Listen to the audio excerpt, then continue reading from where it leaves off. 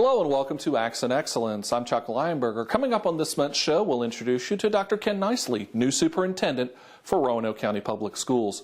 Also, we'll have an update on our school safety program and our partnership with the Roanoke County Sheriff's Office. All this and more coming up next on Accent Excellence.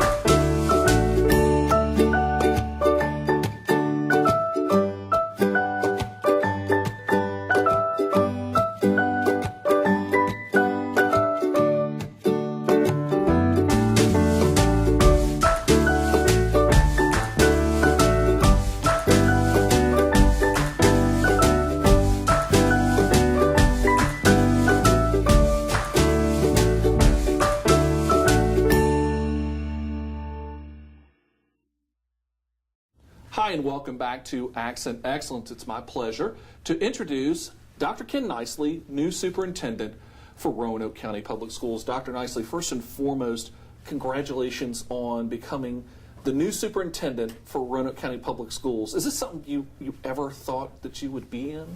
Oh, not in a million years. Of course, I started off in Roanoke County as, teaching, and, when you start off doing that, that's what you want to do the best you can at that. And so, I've always focused on what's been in front of me and the job that I have, and never looked down the road really to think I would be in this role now, but thrilled to be here, very excited.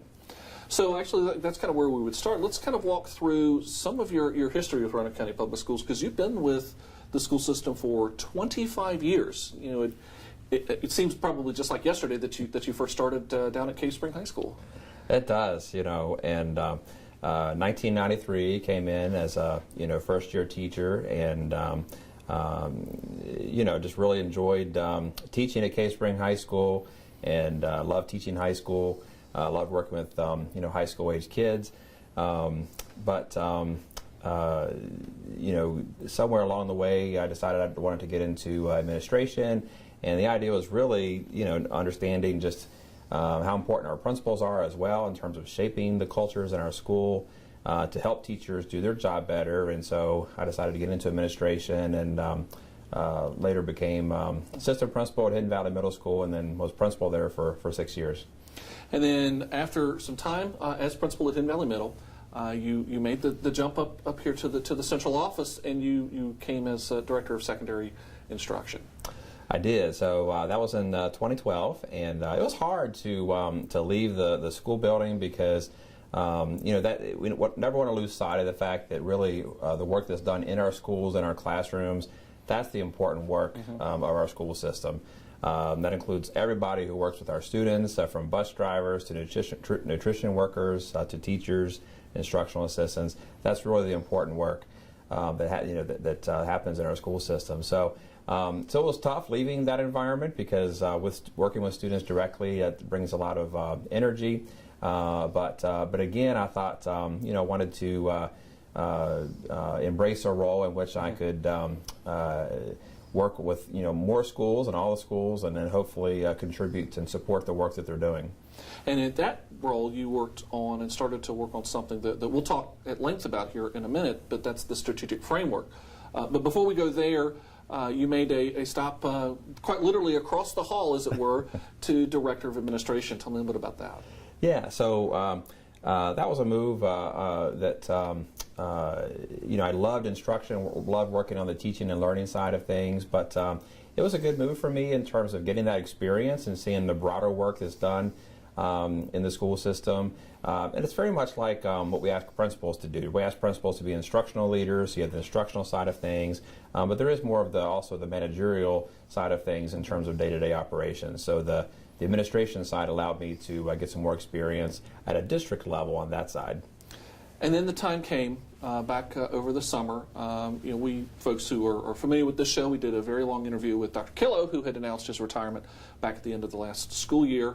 And the school board said, well, we're going to have Ken Nicely be the acting superintendent. What were your thoughts when the board came and said, we'd like you to be the head honcho for this school system? Well, right, being asked to step into that role was very humbling, first of all, because you always appreciate the confidence that people have in you, and really as somebody who has invested a lot of time and energy and has a heart for the students and the staff of Roanoke County Schools. My main desire was to do anything that I could to ease the school system through that transition and help our community and our students and our staff know that things are going to move forward in a positive direction. And so stepping in the acting superintendent role was a way that I felt like I could do that. And I'll quote directly the words of Jason Moretz, who was the chairman of the school board, who said in the announcement when Dr. Nicely was made the permanent superintendent, he said, quote, "We have the right man for the job right here." How much, I can't imagine higher praise than that. Well, it's certainly, again, an honor. And, you can interview somebody for a job, and I feel like I have been sort of interviewing for this job for about 25 years. And not that you make everybody happy all the time, but hopefully you make good decisions, and people understand who you are as a person, where your heart is, and can trust your leadership. And so I really, again, appreciate the confidence of the school board and all the outpouring of support that I've received from folks across the school division. It's really been overwhelming. You've been sitting in the superintendent's chair for several weeks, in fact, even a couple of months now. Anything so far that's been especially interesting? Well, one thing that comes to mind, it kind of goes back to the idea of being more closely connected with what's happening in the schools. It's, I've really tried to make it a point to be as visible as I can. I've loved each morning. I haven't done it every morning, but most mornings I find myself at one of the schools, just greeting kids. They come off of the school buses or the car rider line, and wow, it's been so great to see what the work that our principals do, our assistant principals, all the staff out there greeting kids, making sure they get into the school safely and just are welcomed in the day. So it's been a lot of fun, and as I find, of course, there's 27 schools, and as I get around to the different ones, it's been kind of fun to get to one and somebody say, well, gosh, we've been wondering when you're going to get to our school, because it's kind of almost created an expectation that I'm actually going to go around and visit that as people look and see what's on Twitter and things like that. So that's been a lot of fun to see that sort of interest and enthusiasm. Yeah, I hear their T-shirts going now, the Nicely Tour with tour dates and all that kind of thing like that. What would you say, looking back 25 years ago, and as you said, this is something you would have never thought that you would be sitting here in the superintendent's office, but 25 years of experience as a teacher, as an administrator, as a central office administrator, and a true district leader, how have those experiences influenced you in drawing upon them now that you are a superintendent? That's a good question. I think at the end of the day, Chuck, it goes back to what we're about as a school system. The heart of what we do is the teaching and learning that takes place in our classrooms. And of course, none of that takes place in a vacuum. I mean, we want our kids to feel safe. We want to have the supports in place to make sure there's a good culture that surrounds that. But when I started off as a teacher, I wanted to be the best teacher that I could, and I've really not considered myself ever to have stopped being a teacher. So even as a principal, I really enjoyed leading staff through professional development and continuing to lead adults in their learning, and really I don't see that changing. I mean, I really enjoy working with staff, and if somebody wants to invite me to come teach some with students, I would love to do that, because to me that's the most important thing that we do. So that's sort of the common thread. There's your call right there. Dr. Nicely, guest instructor. Looking forward now, what do you see as some of the opportunities that we have as a school district, and also maybe some of the challenges?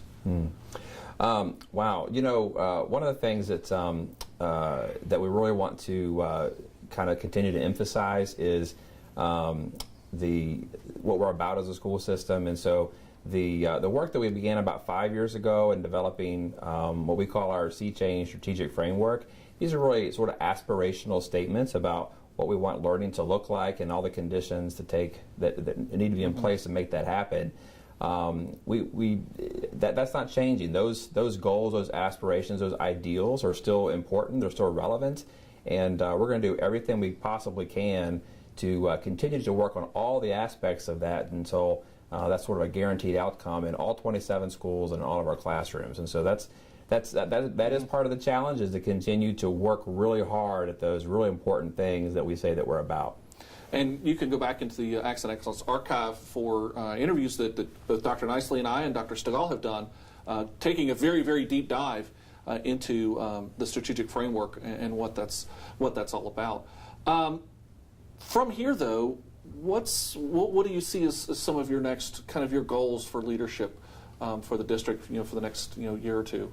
Yeah. So of course, we want to make sure that we're keeping the main things the main thing. And so, our business is education, but again, to make that happen, we have to focus on making sure that our students feel safe, not only physically, but emotionally safe, that we're creating an environment in which kids have that sense of belonging, they enjoy being in our schools. So those are some things that are very important priorities for us. Once that is in place, that's what creates the condition for the ideals of what we call deeper learning, where students really are developing those skills that we talk about that are really going to prepare them for life beyond K-12 education. Well, it's a lot, and there's so much more that we are doing. We are constantly moving forward, as Dr. Nicely has said previously in other interviews. That we are working to be opportunity ready, and that's all about making sure our kids are ready. When that knock comes on that door, that they've got the skills to walk through. Yeah, that's it. Because we want our students to be exactly that, prepared for any opportunities that come their way. We know students have to have some post secondary training, whether that's going to a four-year school or getting some kind of certification. Mm-hmm. But there are so many pathways that are out there for students, and so we wanted to prepare them to follow their dreams and put them on a pathway for success. And that's the important part, because we talk a lot and we have talked repeatedly about CTE and our emphasis in the various career pathways, because we have said college is an option, and it's a good option, but it's not the only option. There are so many paths that students can take to a good career. So I think it's going to be an exciting time here, isn't it? Absolutely. Absolutely. Well, thank you so much for being with us. Again, congratulations on becoming superintendent here at Roanoke County Public Schools. We look forward to more chances to talk here on the show, and we hope that you will stay with us, because we have a lot more Accent Excellence coming up. The Roanoke County Sheriff's Office presents the Avoid Program, a personal safety class designed to help citizens with information, tips and tricks to help gain awareness of their surroundings, strategies to help plan for the unexpected, and the confidence to deal with encounters that may arise in order to enhance personal safety. The cost of the class is 10 canned goods or non-perishable items, which will be collected at the beginning of the class. Registration is on a first-come, first-served basis. For more info, call 540-283-3107. A little soap and water can go a long way. When you wash your car in a driveway, the soap, oil, and grease can flow into storm drains and pollute our rivers and streams. Always try to wash your car on the lawn. This will allow the water to soak into the ground. If you have to wash your car in a driveway, make sure the water drains onto your lawn and not a storm drain. Use a biodegradable soap. Dump your wash bucket in your sink or allow it to filter through the grass. It's easy to keep your car and our waterways clean by doing the right thing. Hi, and welcome back to Accent Excellence. We're here at Glen Cove Elementary School, and joining me is Sergeant Ori and Lieutenant Colonel Turner from the Roanoke County Sheriff's Office. And folks, we're here to talk about something that's new but not new at the same time, and that is our partnership with the Roanoke County Sheriff's Office to help keep our schools, and especially our elementary schools, safe and secure, and also kind of helping out some kids at the same time. So I think what we want to try and do is kind of start at the beginning. Lieutenant Colonel, where did all of this begin? A number of years ago, probably about 10 years ago, the Sheriff's Office, and this is before I got there, would use their civil process service to stop by some of the elementary schools and just check on the elementary schools to make sure they're safe and get a little rapport built up. In 2016, when Sheriff Eric Orange took over the office, his plans were to get deputies assigned to elementary schools. And we repurposed 2 deputies to be school resource deputies. And that began shortly after we got here in 2016, probably towards the middle of the last semester of 2016. And then we've continued that. And just recently we had a formal agreement where it's a collaboration between the Roanoke County Police Department and the school system of Roanoke County to put those 2 deputies in the elementary schools. Now, of course, you know, with 16 elementary schools, it's impossible to have a deputy at each one for any length of time every day. So they've split the schools up and they're trying to hit quite a bit. And part of that, you know, as you mentioned, you know, we have a formal agreement now, but for many years, you know, the sheriff office has been a presence in our schools, and again, especially our elementary schools. And it really has been more than just 2, though. It has been a number of personnel who have come through the schools and been a presence. Well, that still continues today. We have our 2 resource deputies. Their wives had babies recently, so they're on FMLA. But we backfilled that. We have Captain Hudson, who supervises the unit, and Sergeant Ori, who's with me today. She's been at Glen Cove quite a bit, and she also teaches the JA programs, Junior Achievement, at this school and several other schools. And we also continue to use our civil process service deputies to go in schools, and using all these people to backfill for the other 2 deputies that are still on leave. We've done over 222 security checks since school has began, and that's 14 days worth. And it's a tremendous amount. And I guess one of the things that we want to emphasize is, and especially to parents, that if you happen to be coming to a school like here at Glen Cove and you happen to see a sheriff's deputy around, that doesn't necessarily mean there's a problem. It's actually something really going right, because we're making sure that schools are safe. That's correct. We enjoy getting here early in the morning or getting here in the evenings when the kids are getting out of school. We really like it to help out there at the buses or when the cars pull up to drop kids off. We want to make a presence. We want to feel like we can develop a good relationship with both the parents and the children, so the children don't grow up being afraid of police officers and know, hey, if something's going on, I can go talk to a police officer and not be afraid or be in fear. And Sergeant Ori, that's exactly kind of where I wanted to bring you into all of this conversation, because you're here, especially at Glen Cove, quite a bit, and as Commander Turner said, you guys you do a lot of JA instruction with the students, but it's much more than that. It's about getting kids to be comfortable and familiar with someone in law enforcement. Absolutely. We try to show them that we're a friendly face, that you can joke with us, you can play with us, you can confide in us. If you need help, we're here. And they see me not so much as, you know, somebody that's going to get them in trouble. They see me as a friend or a confidant, and it kind of takes away from any past history that they may have or heard about with the law enforcement. We don't have that bad aura for them.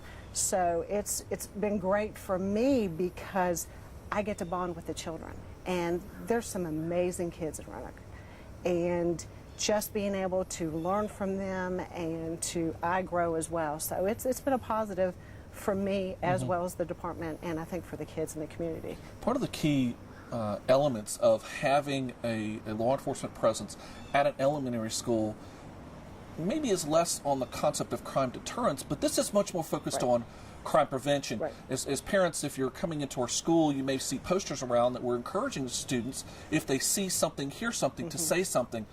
Part of having the officers here, though, is helping those kids be comfortable to say something. Right. And it's, you know, you'll hear everything from them, from their day to their bad experiences to, you know, whatever. And if they have a need for a law enforcement presence, we're here, and they know that we're here to help them. And it's the positive community relation is just priceless. And Colonel Turner, that's probably one of the most important parts of law enforcement, is developing that relationship so that if there's something going on out there, the earlier that law enforcement can hear about it, the earlier they can take action, right? Yeah, that's correct. And we enjoy speaking to the kids, talking to them about everything that's going on in their lives. And sometimes we do pick up on things that happen that are not really the good things. But our main purpose is if we get in here and develop these relationships at a young age, then it's a positive move because they will carry those relationships into middle school and high school, we hope. So by doing it now early on, we're looking to create less problems in the future. And these children, if they develop good relationships with police officers and develop good attitudes, then it's just got to be a positive all the way through. And Sergeant Ori, if it's part of your work, I would imagine there has already, and again, as we're recording, the school has been underway for only about a month, they've already gotten to the point that in many respects those kids don't see the badge anymore, do they? No, they're always enamored with the badge or the gun or the handcuffs, but they see me more as a person as well. Somebody that comes and has lunch with them or helps them out, the kindergartners if they can't get their juice packs open. They see me as a friend, and that, I think, speaks volumes because ultimately that relationship will help them in the future, hopefully. Well, we definitely appreciate the relationship that we currently have with the Sheriff's Office, but there's going to be more in the future. We're always working for more, aren't we? We are. And I don't want to take credit for everything for the Sheriff's Office. We have that working relationship with the police department, and they also have officers that will stop by the schools, the elementary schools, and check up on the children, do security checks. And I'm sure they feel the same way we do, is the positive contacts with children, not always negative contacts at that early age. So we appreciate the police department and all the cooperation we've had with them, and we want to continue that. And as a Sheriff's Office, like I said, we repurposed 2 deputies to do the school resource deputy program. And in the future, if we can extend that helpful hand a little bit more, we would be grateful and be willing to do so. So it's just one of those things that we take pride in and hope everybody else does, and everybody supports it, and we love it. It's been a fantastic program. And one other just piece to kind of mention, as Colonel Turner mentioned, there's a bit of a random element to this, isn't there? Yes. So that, sometimes you'll see a deputy, sometimes you might not, and that's part of that also is to keep that spontaneity. Right. We do not go to every school at a certain day or certain time. We just can't get scheduled that way. So if there is something going on, people never know when we're going to show up. And that's the way, because we don't have somebody in school 8 hours a day, that's the way it should be, just random. And good spontaneity, and again, it's part of our relationship. So again, we greatly appreciate the Sheriff's Office for their partnership with us here at Roanoke County Public Schools. And again, we want to thank our parents and our students because they are also working very closely with our sheriff's deputies. We want them to be comfortable. Again, our students to be able to speak to folks like Sergeant Ori or Colonel Turner here. So, guys, we want to thank you guys so much, and we look forward to a continued great relationship with the Sheriff's Office. And again, of course, as Colonel Turner mentioned, our thanks to the police department as well. But we want you to stay right there because we've got a lot more Accent Excellence still to come. Did you know the Roanoke County Sheriff's Office provides the Identify a Kid program to the public? This free program provides parents with an identification card of their child, including the photograph, name, address, height and weight, blood type, social security number, and other important info. Along with the ID card, upon request, they can also fully fingerprint your child. This program is offered at most civic events that are geared towards children, or you can schedule an appointment. For more info, call 540-283-3107. A house will always look like a house, but what makes a house a home? Laughter. Kindness. Oh, there it is. Love. Hope. Family. Could you provide a home to a local youth in need? Learn more about foster care today and help make a house a home.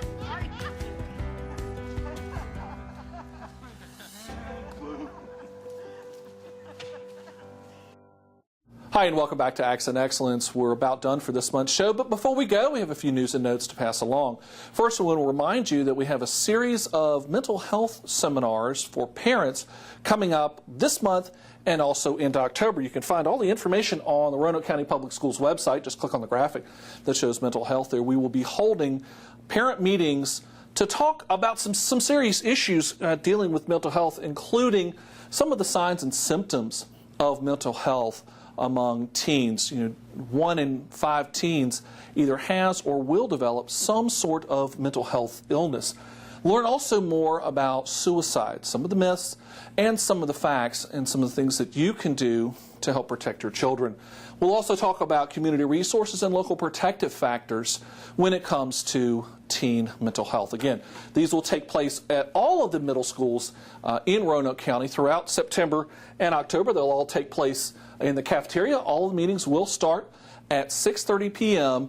and will go until about 8. So we strongly encourage parents to come out to this very important series of meetings. We're doing this in partnership with our friends over at the Blue Ridge Behavioral Health Care.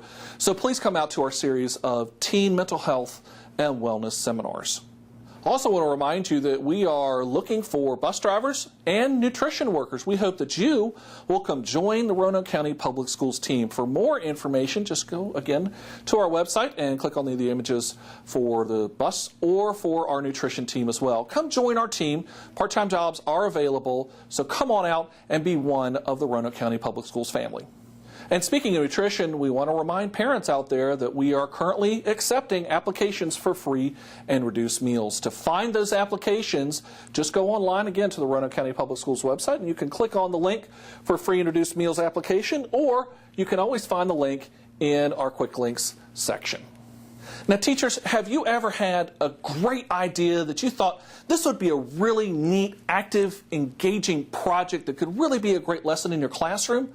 Well, now's the time to turn that lesson into reality. You can submit for a teacher grant from the Roanoke County Public Schools Education Foundation. To learn more and to download the grant application, just go online to the Roanoke County Public Schools website, click on Departments, and then Education Foundation, and then, of course, select Teacher Grants. You'll find the application here in a Word document. Just download that and fill it in. Now, remember, the application must be received no later than October the 19th here at the Roanoke County Public Schools Central Office. We're looking to fund very interesting, engaging, STEM-oriented projects that provide a rigorous learning experience. So you can learn more about the teacher grant process. And of course, we also want to thank all of the sponsors for the Education Foundation for helping make these teacher grant applications possible.